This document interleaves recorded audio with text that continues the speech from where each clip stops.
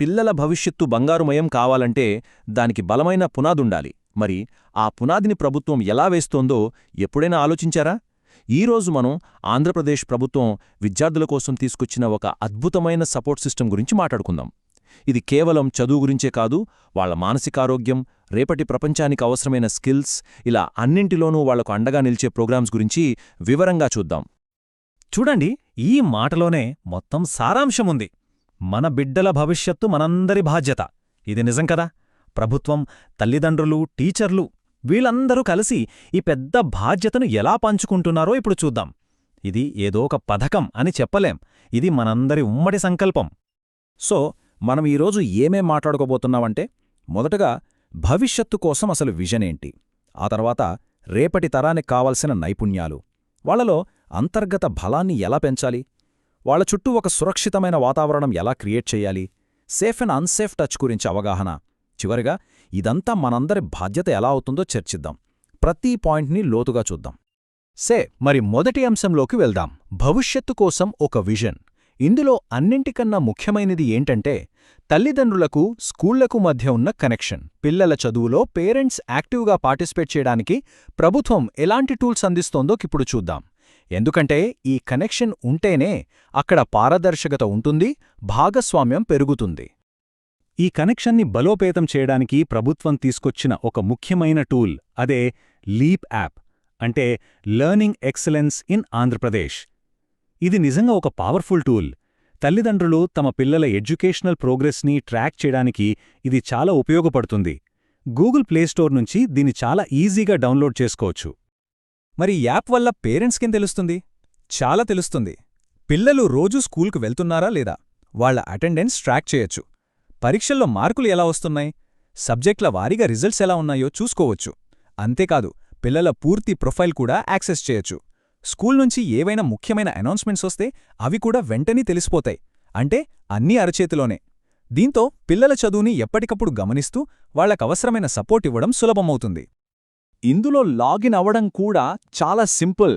పిల్లల pen ID లేదా ఏపీఏఆర్ ID ఉంటుంది కదా, దాన్నే యూజర్ ఐడిగా వాడాలి. పాస్వర్డ్ ఏంటంటే వాళ్ల పుట్టిన తేదీ, అంతే. లోపలున్న ఇన్ఫర్మేషన్ అంతా చాలా సెక్యూర్గా ఉంటుంది. సో తల్లిదండ్రులందరూ ఈ యాప్ని వాడుకుని తమ పిల్లల చదువులో భాగస్వాములు కావడం అనేది చాలా ముఖ్యం.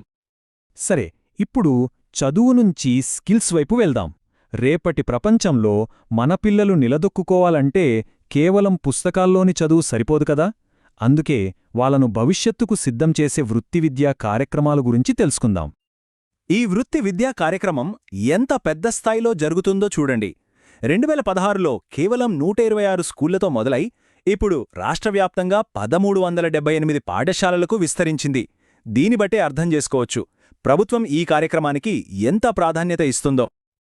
కేవలం థీరీ చెప్పేసి వదిలేయడం కాదు, ప్రాక్టికల్ నాలెడ్జ్ కూడా చాలా ఇంపార్టెంట్. అందుకోసమే రాష్ట్రవ్యాప్తంగా 2702 మోడర్న్ వొకేషనల్ ల్యాబ్స్ని ఏర్పాటు చేశారు. ఇక్కడ విద్యార్థులు ప్రాక్టికల్గా పనిచేస్తూ నేర్చుకుంటారు. ఇది వాళ్ల స్కిల్స్ని నెక్స్ట్ లెవెల్కి తీసుకెళ్తుంది. ఈ కార్యక్రమాల ద్వారా నేరుగా లాభం పొందుతున్న విద్యార్థుల సంఖ్య 2,65,000కు పైనే. అంటే ఇంతమంది యువత కేవలం డిగ్రీలతోనే కాదు, చేతిలో ఒక స్కిల్తో బయటకొస్తున్నారు. ఇది వాళ్ల భవిష్యత్తుకు, మన రాష్ట్ర భవిష్యత్తుకు ఎంత బలమైన పునాదో ఆలోచించండి. ఇక్కడ విద్యార్థులకు చాలా ఆప్షన్స్ ఉన్నాయి. Agriculture, IT, health care, retail, electronics and hardware, ఇలా మొత్తం 10 కీలక రంగాల్లో ట్రైనింగ్ ఇస్తున్నారు. ఇవన్నీ ఇప్పుడు జాబ్ మార్కెట్లో మంచి డిమాండ్ ఉన్న సెక్టార్స్. స్కిల్స్ నేర్చుకోవటం ఒకెత్తైతే వాటిని రియల్ వరల్డ్లో ఎలా వాడాలో తెలుసుకోవటం మరో ఎత్తు. అందుకే 21,291 మంది విద్యార్థులు తమ సెలవుల్లో బ్యాంకుల్లో, హాస్పిటల్స్లో, రీటైల్ స్టోర్స్లో ఇంటర్న్షిప్లు చేశారు. ఇది వాళ్లకు పుస్తకాలు ఇవ్వలేని ఒక కాన్ఫిడెన్స్నిస్తుంది. ఓకే, స్కిల్స్, మార్కులు ఇవన్నీ ఎంత ముఖ్యమో మెంటల్ స్ట్రెంగ్త్ కూడా అంతే ముఖ్యం. ఇప్పుడు విద్యార్థుల మానసిక ఆరోగ్యం, వాళ్ల ఎమోషనల్ వెల్బీయింగ్ కోసం ప్రభుత్వం ఎలాంటి సపోర్ట్ ఇస్తోందో చూద్దాం. ఈ ప్రశ్నలు చాలామంది స్టూడెంట్స్ లైఫ్లో ఎదురవుతూనే ఉంటాయి. ఈ ఒత్తిడిని అర్థం చేసుకుని దానికొక పరిష్కారం చూపించడమే ఈ కార్యక్రమం యొక్క ముఖ్య ఉద్దేశ్యం. ఇది నిజంగా ఒక గొప్ప విషయం. దేశంలోనే మొదటిసారిగా ప్రభుత్వ పాఠశాలల్లో స్పెషల్గా నిపుణులైన కౌన్సిలర్లను పెట్టారు. వీళ్ళు స్టూడెంట్స్ స్ట్రెస్ తగ్గించడమే కాదు, 9వ తరగతి నుంచే వాళ్ళ ఇంట్రెస్ట్కి తగ్గట్టుగా సరైన కెరీర్ ఎంచుకోవడానికి హెల్ప్ చేస్తారు. ఈ కంపారిజన్ ఒక ముఖ్యమైన విషయాన్ని చెప్తోంది. సిగరెట్లు, గుట్కా లాంటి వాటి వల్లొచ్చే ఆ తాత్కాలిక కూల్ ఫీలింగ్కి, వాటిని వద్దనడానికి కావలసిన అసలైన ధైర్యానికి మధ్య ఉన్న తేడాను ఇది చాలా క్లియర్గా చూపిస్తోంది. నిజమైన ధైర్యమంటే ఆరోగ్యానికి హాని చేసే వాటికి నో చెప్పగలగడమే.